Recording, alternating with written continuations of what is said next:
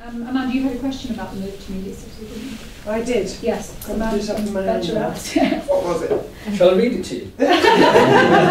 How will this... Go on. It was actually to ask, first of all, how, with the recent spending review and the cuts to the BBC, whether that's going to affect the move to Media City, or you're downsizing it all, and then whether that's going to have a knock-on effect on local programming.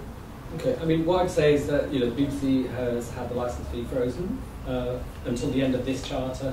You get a charter for 10 years, and we get a licence fee deal for half of that, and then you have to negotiate the next half of it. Well, we've just negotiated the next half of it, and it's a freeze. But it's also given the BBC responsibility for big chunks of programming that we didn't have responsibility before, which adds up to about another sort of £400 million. So effectively, we've had a 16% cut in the licence fee. Now, that is not as big a cut as many organisations, some in this room, and it's not as big a cut as local councils have had to take. Arts Council has taken a hit of 29%. So, in the grand scheme of things, it's a tough deal for us, because it means we have to make savings of 16%. But I think maybe a lot of our staff may not think this, but certainly as managers, we think, actually, we've got a guaranteed income for the next 6 years, and we know what it's going to be, and I bet there's probably no one in this room who can say that.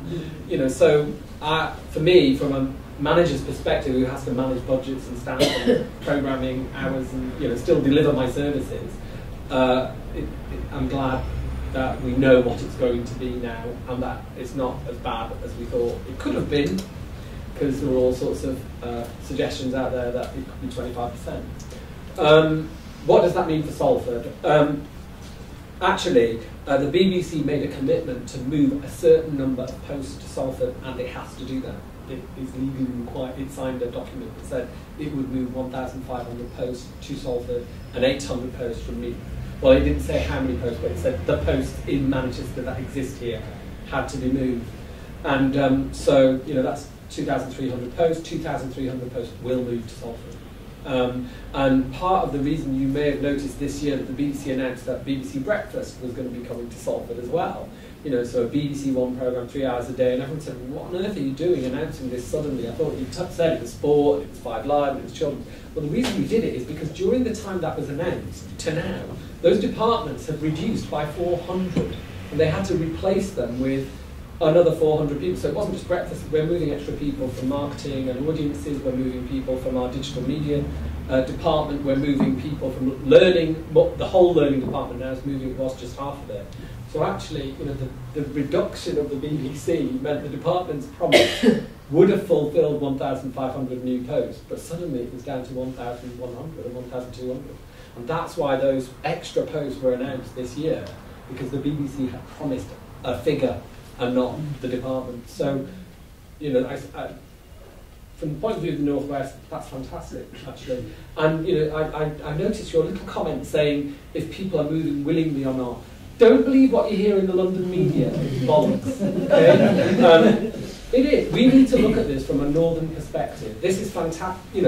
There are people in London who want to say this is going to be a disaster. What on earth are people doing moving departments to Manchester? Manchester has been the centre of huge creative industries in the past.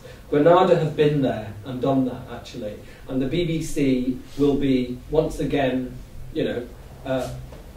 bringing great creative businesses to the Northwest. I have absolutely no fear that they will be really successful, and that it will be fantastic. And there are very good reasons why people can't move. If you ask 1,500 people in Oxford Road if they could move to London, I dare say half of them wouldn't, because of lots of different reasons. And for one or two of them, it's because they love living in Manchester, and there's nothing wrong with that, actually. And by the same token, there's nothing wrong with wanting to live in London, if that's where you are and where your parents are, where your family are. I think that it's fine. People might want to live in London, some people might want to live in Manchester. I just would not get upset about that, actually. I think you take it on the chin, and hey, it means that 700 new jobs are going to be created for people across the country, hopefully for lots of people in the Northwest. And Media City, that is fantastic. That's got to be great for the Northwest. And actually, let's look at it from the Northwest perspective and not from some London-centric media view of the world. I refuse to do that. Right, yeah. And I think we know that the move to Manchester is a better one than staying in London anyway. So, great.